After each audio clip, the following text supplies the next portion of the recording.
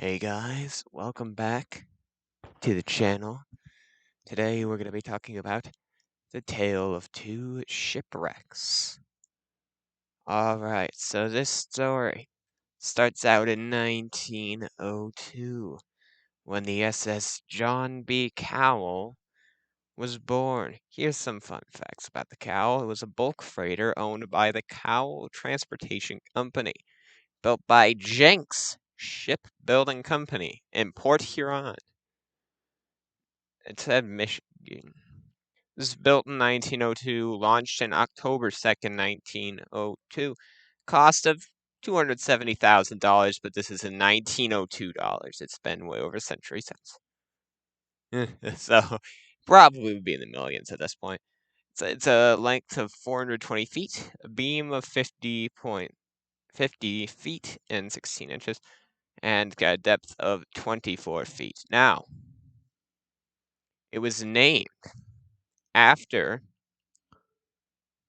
obviously, ships usually are named after boating, something that has to do with that. And it was named after a part-time owner of the Globe Iron Works that was like the first to build the steel-hulled freighters. It was named after John Beswick Cowle. Obviously, John Beswick Cowle is John B. Cowle. Quick history about her. On May 31st, 1906, she sank the Erin in a collision off St. Clair, Michigan, killing 5 of Erin's crew. Not so good.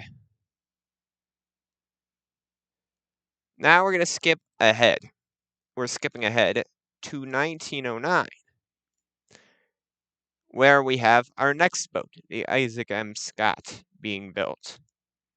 Isaac M. Scott, Great Lakes freighter, owned by the Virginia Steamship Company, built by the American Shipbuilding Company in Lorain, Ohio in 1909. It was launched July 12th, 1909, and completely launched like they do. Sometimes people do partially launches. This time they did that. Obviously, they didn't do that on the Cowle, but they did that. So it was launched completely between the time of June 12th, 1909 and July 2nd, 1909. I haven't found a complete cost of it, but it costed a lot. It had a length of 524 feet, beam of 54 feet, and depth of 30 feet. You can tell, here's some pictures of the boats. Now, we get to a couple days ahead. We're going back to John B. Cowle. Just several days prior to the sinking of the Cowle, a deckhand left in Detroit after his father talked him into quitting. 3 more quit at the iron dock in Two Harbors, Minnesota. So they went out and they grabbed 4 random people to be deckhands on that. Now we skip ahead to 1909. The exact sink date of the John B. Cowle, July 12th, 1909. We're going to skip to about 4 in the morning. Now, let me actually show you what the boats were doing here. We're going to actually skip ahead to this one. So John B. Cowle loaded here and was going in Two Harbors and was going across the lake over to where Sault Ste. Marie is. Meanwhile, let's go back up here. The Isaac M. Scott was going on a joyride, because if you didn't notice, the Isaac M. Scott was just launched. This was literally her maiden voyage. So she went through Lake Erie, up the river that connects Erie to Huron, went through Lake Huron, we'll get to that later, and then filed into the Sioux, where the John B. Cowle was heading.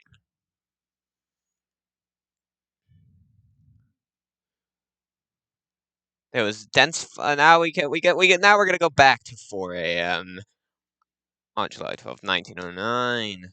There was dense fog near Whitefish Point, and it caused the captain of the Cowle, W.G. Rogers,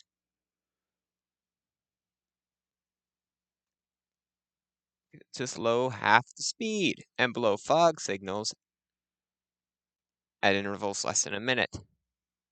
All of a sudden, the Isaac M. Scott came, full speed, into the side of the John Cowle. Now, we're going to talk about the captain of the Isaac M. Scott, Captain MacArthur. We'll be hearing a lot about him coming up in a little bit.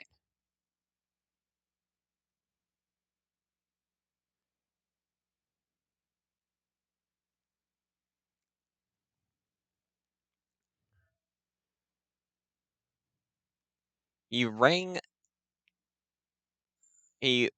ordered it into reverse. Hard left, hard left. He ordered it into reverse after it rammed the John Cowle, cutting her almost into. I mean, it's basically cutting her into. This thing was massive. I mean, look at this boat. If you saw this coming towards you, you would be petrified. Especially since the Cowle itself, I mean, it was loaded, so it was more like the bottom picture, although maybe like a little lower in the water. The Icecam Scott was not loaded at all, so it probably looked like the bottom right picture right there. Right, and we're gonna go back to here. Right around here, see, we got Sault Ste. Marie. It's between the municipal islands and Sault Ste. Marie. Whitefish Point is this point just north of there, and they're around that area.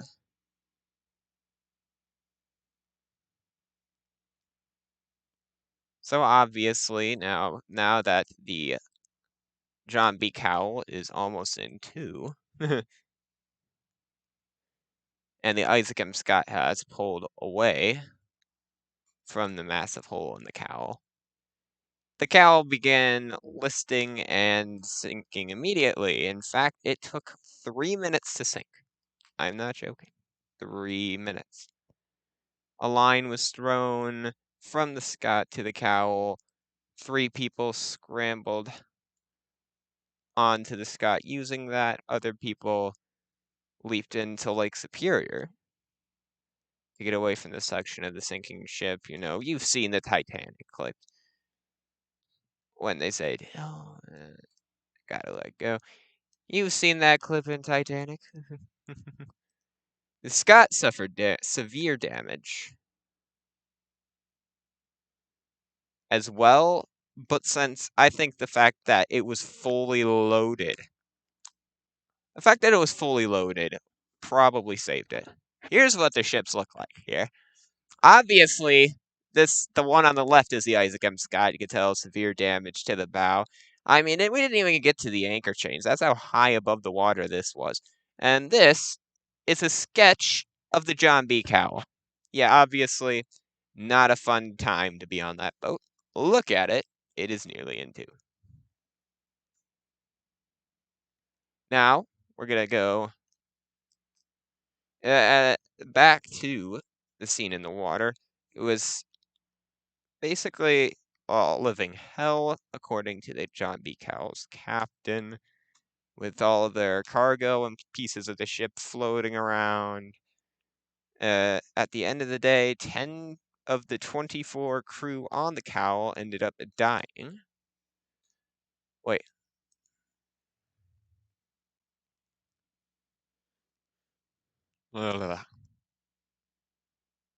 Sorry, 14 of the 24 crew ended up dying. Lots of stories of heroism in that. We're going to now cut ahead to 1972. For just a moment to talk about the wreck of the John B. Cowle. It was discovered in 1972, as I said, in 220 feet of water 1.5 miles north of Whitefish Point. As I said, we go back to this photo here. Whitefish Point is the point just a little north of Sault Ste. Marie on the very bottom side of the map.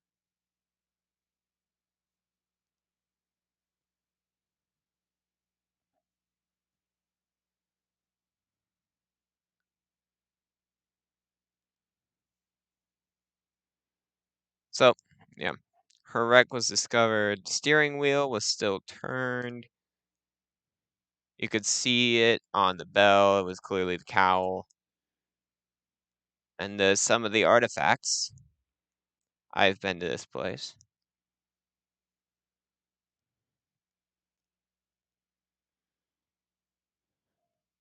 I haven't really found out if they had any artifacts.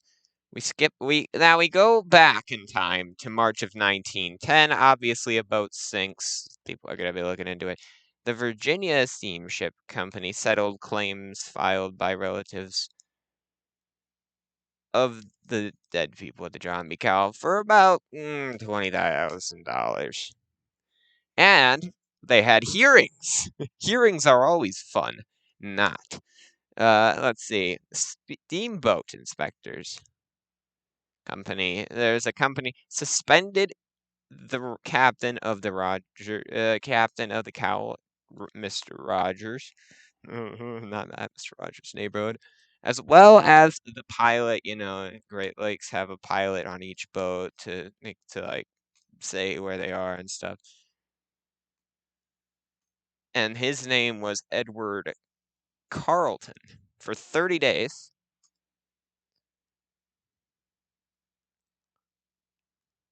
As they found out that both ships were sailing way too fast for the weather conditions, and that the Cowle had failed to single the pilot of the Isaac M. Scott. So that kind of sucks. We go back to the Isaac M. Scott now, because we're not talking about one shipwreck. We're talking about two today. And obviously, we're getting to Scott. We're talking about the Great Lakes Storm in 1913. So one's coming from Alberta, one's coming from Colorado. They're going to merge somewhere around the Green Bay area.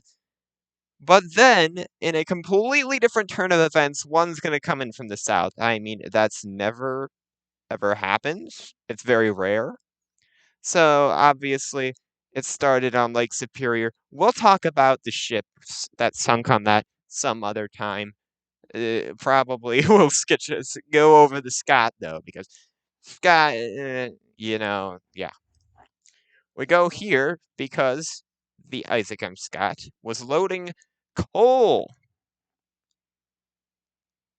heading to worth around $22,000 of it from Milwaukee, Wisconsin. So they were gonna do, if you could tell here, they were gonna go up through Lake Erie, through across the river until Lake Huron, and then cross the river between Lake Huron and Lake Michigan, and then obviously go down to Green Bay. I mean, sorry, Milwaukee. So they were basically going to be sailing through some of Lake Erie, all of Lake Huron, and a big part of Lake Michigan. Although, I mean, people are known to do this. That's literally why these boats exist. So it was one of the several big freighters. Several, we'll get to that passed out of the St. Clair River into Lake Huron on November 9th, 1913. It was traveling from Cleveland, by the way, if I forgot to mention that.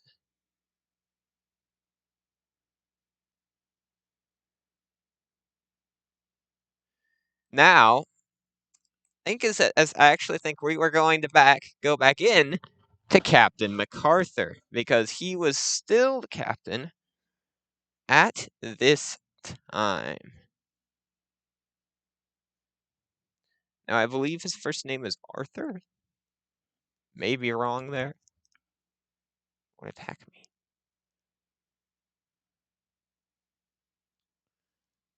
So there, we're gonna go back to the map here. So the river that connects Lake Erie and Lake Huron is the St. Clair River. So they just steamed up into that, and now they're in very southern part of Lake Huron. I know you can't see my cursor, but I'll find a way to fix that, I promise. Around 10:30 a.m., HB Hogg, the SS HB Hogg, what a very famous boat, was running before the storm. So the storm was basically chasing them. But then they spotted the Isaac M. Scott going into the storm. So they are going, the Hogwood is trying to get into the St. Clair River, and the Scott is just steaming full on in the Lake Huron at this point.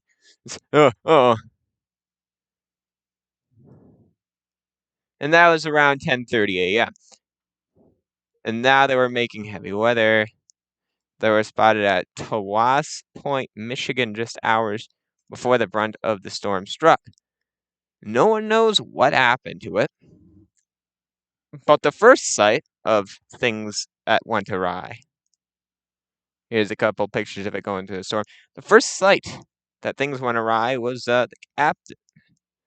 Was obviously it wasn't heard from. First body popped up on December 11th, 19th, body of Captain MacArthur, washed up on Southampton, Ontario, Canada, on December 11th, 1913. He was still wearing his life preserver. One of the lifeboats was found 23 miles north of Chantry Island, the lighthouse of Southampton, Ontario.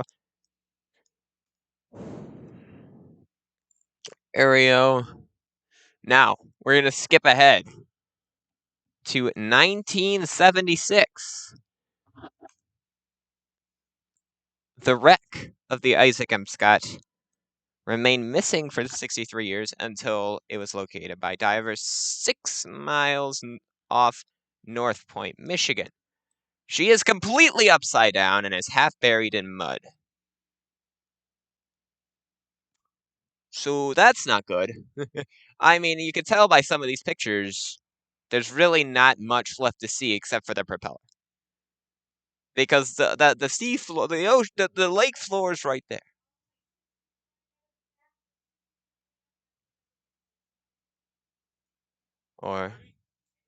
And then that's the ocean floor. That's the lake floor. That's the stern. Yeah. So.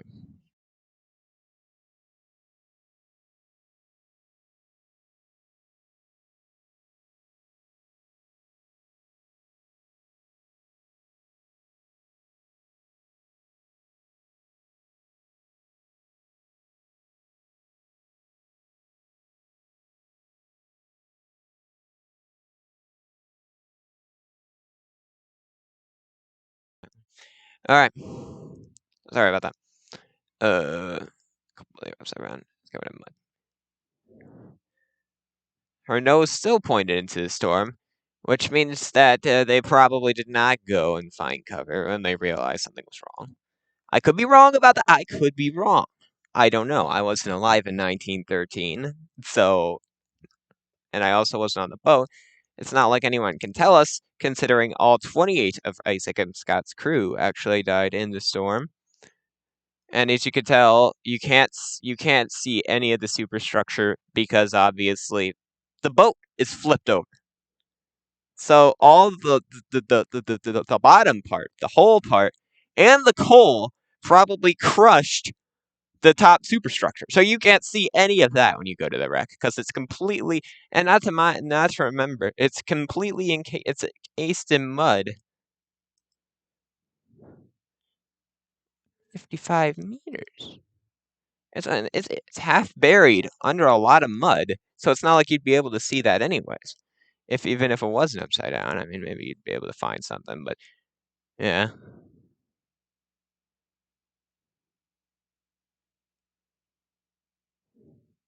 Her resting place is now part of the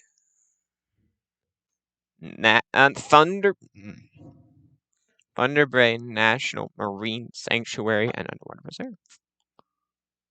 Cool. So that was the tale of two ships, the Isaac M. Scott and the John B. Cowle. I will be back sometime to talk about the Great Lakes Storm of 1913, because that was a lot of stuff. Clearly, I mean, something like this has never happened since, and probably nothing like it's never happened before, although I'll get into more stuff like that sometime. Thanks for stopping by. Make sure you subscribe, like, comment, share, all that stuff. Tell me what you think of these new videos, and I'll see y'all next time. Bye.